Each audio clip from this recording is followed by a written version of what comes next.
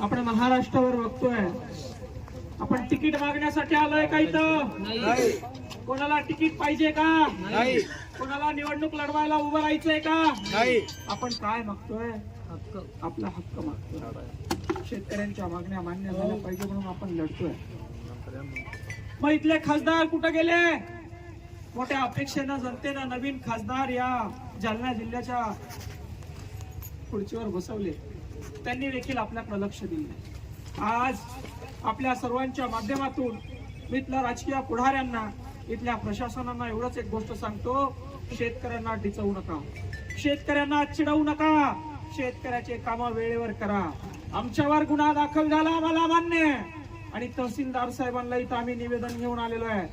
आज ज्या 13 शेतकरी पोरांच्यावर गुन्हा दाखल केलाय, 12 गुन्हे अजून माझ्यावर शिल्लक करा, पण त्यांच्यावरचे गुन्हे मागे घ्या हे सांगण्यासाठी हे निवेदन घेऊन या ठिकाणी मी आलेलो आहे. आणि तुमच्या गुन्हा दम असेल तर आम्हाला फासावर चढवा.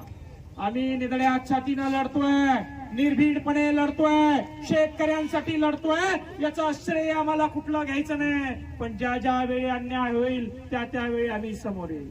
मुख्यमंत्री साहेबांना विनंती आहे, इकडं देखील थोडं लक्ष असू द्या. आणि त्या मित्तल कलेक्टरला मी सांगतो, त्यांनी गुन्हा दाखल करायला सांगितलाय. जर का शेतकऱ्याच्या वाट्याला गेला, जर का शेतकऱ्याच्या कमरडा मोडण्याचं काम केलं, तर उद्याचं आंदोलन हे त्या कलेक्टर ऑफिस मध्ये मित्तल मॅडमच्या दालनामध्ये होईल, हे आज या ठिकाणी मी जाहीर करतो. आणि आपल्या सर्वांच्या वतीनं इथल्या तहसीलदारांना विनंती करतो की आमचं हे निवेदन आपण स्वीकारावं आणि आमच्यावर झालेल्या अन्यायाला या ठिकाणी आपण थांबवावं. न्याय देवतेला या ठिकाणी आपण गुहार केलेली आहे. इथल्या प्रशासनाला देखील आपण गुहार करतोय की शेतकऱ्यांवर होणारा अन्याय तात्काळ थांबवा, शेतकऱ्यांचे थांबवलेले मस्टर तात्काळ सुरू करा. पुन्हा जर का उपोषण करण्याचं काम पडलं, पुन्हा जर का आम्ही इथं उपोषणाला बसलो, तर ते उपोषण आंदोलन शांततेत होणार नाही, त्याचा उद्रेक झाल्याशिवाय राहणार नाही, हे आपण या ठिकाणी लक्षात घेतलं पाहिजे. आणि भोकरदनमध्ये पडलेली ही पहिली थिंगी आहे. या भोकरदनचा, या जालन्याची पडलेली ही थिंगी पूर्ण मराठवाड्यामध्ये, पूर्ण महाराष्ट्रात गेल्याशिवाय राहणार नाही.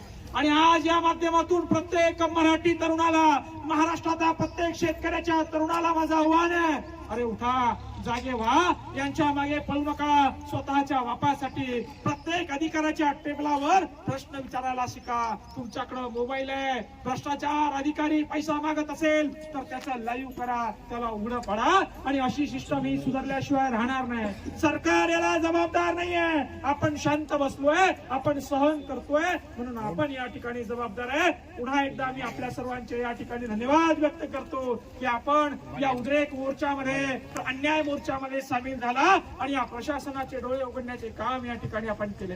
मी आपल्या सर्वांच्या वतीनं तहसीलदाराला विनंती करतो की आपण या ठिकाणी यावं, शांततेमध्ये आमचं निवेदन स्वीकारावं आणि आम्हाला परवानगी द्यावी.